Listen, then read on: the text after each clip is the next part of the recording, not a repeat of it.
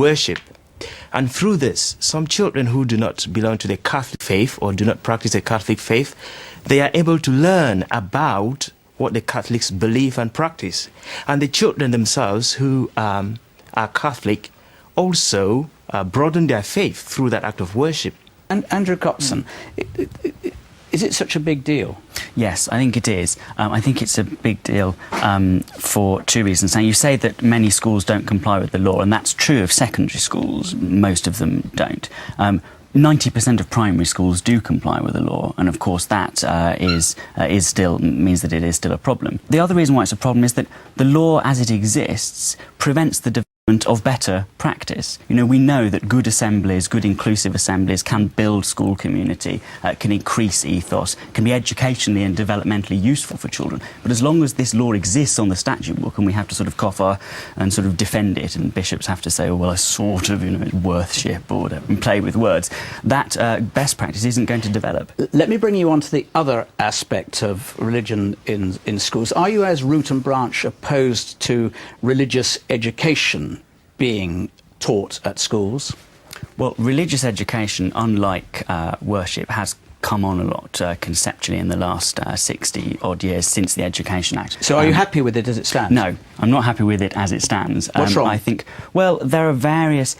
in many ways, it's still a throwback to an earlier time in that, for a start, it's not on the national curriculum, which makes it incredibly difficult to regulate it. It also fails to adequately include the views of what, according to some surveys, the vast majority of 12 to 19-year-olds, which are non-religious perspectives on questions of meaning and purpose and value, and it needs to include those a lot more. It needs to become a lot more comprehensive of various secular and religious responses to these questions. More. I would resist the temptation to go down the road of having a national curriculum for religious education, because local need does need to be taken into account. The local communities need to be reflected in the learning that goes on. I think one of the things that we do need to bear in mind in all of these issues is it is extremely complex. I mean, people have talked about the importance of learning about other faiths. One of the dimensions of religion in school, or faith in school, is learning from other faiths and worldviews. And good RE does incorporate, I mean, it has to incorporate the needs and the views of the children and young people in the classroom, including those of no religious faith or who are uncertain. Is it your view that all RE should exclude any proselytising for one particular faith? Yes, very much. All religious education should exclude proselytising. Richard Dawkins, from your perspective, presumably you wouldn't be entirely opposed at all to the idea. I would be thoroughly in favour of education in the Bible as literature.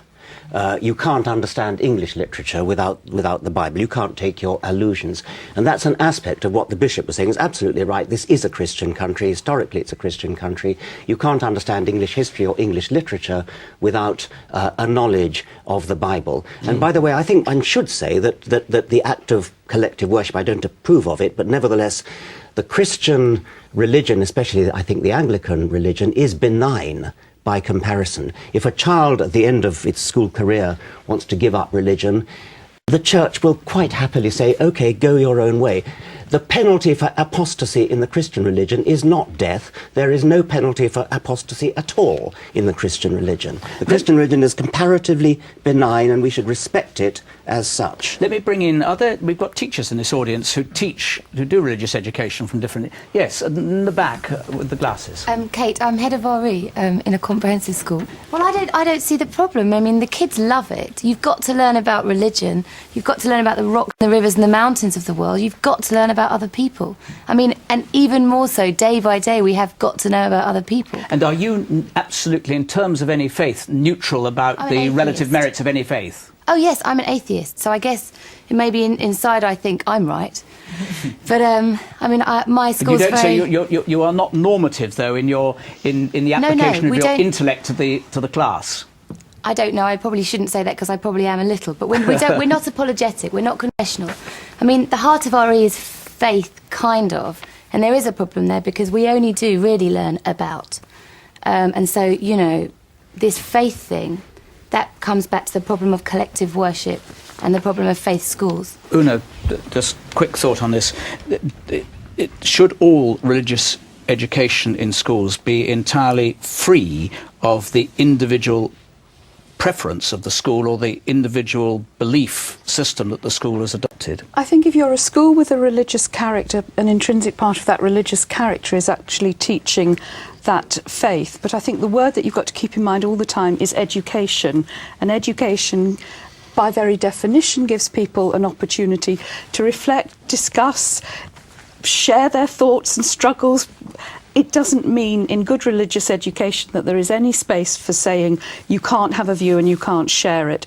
And in Catholic schools, that's what I expect going on, and I expect that they're learning about other faiths as well. Are they all getting down the road that you'd like them to get down, having heard this discussion, Andrew Copson? I think religious education has come on quite a lot in the past in our community schools, and I think it'll probably develop a lot in the future. I think it is a problem to try and apply those same... I think what we need to do is try and apply those same principles of good religious education to faith schools within the state system as well, though. Thank you very much. Do you think there ought to be trained people doing it? On my visits to school, Yes. I find far too many people untrained conducting religious education, and that is very, very dangerous. A great lack of We will trained teachers. pause there after the break.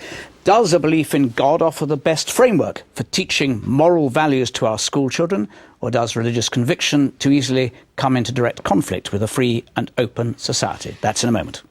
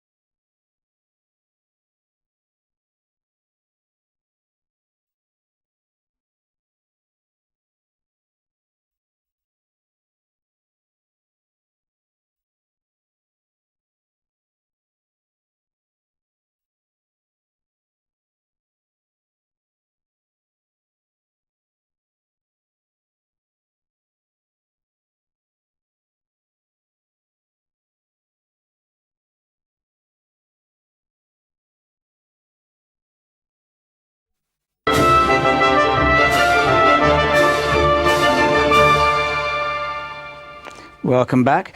It's often claimed that religion is the best way to communicate moral values to children, and that without it, they won't understand the difference between right and wrong. Others, however, argue from the opposite, that the opposite is true, suggesting that religious values are actually in conflict with the moral values of modern Britain. Bishop Peter, it would be arrogant, wouldn't it, to suppose that somehow a belief in God gives you unique access or special access to the principles of right and wrong in a secular society? The making of any kind of boundaries in a society depends upon the need for a cohesion in that society. And the Ten Commandments, for example, which have been the foundational documents for Jewish and Christian faiths and have been influential in others, were essentially in order to give society some cohesion. To my mind, there is a greater value in the concept of a God-shaped series of values, because we're called back to something that is beyond ourselves, and that's often very important.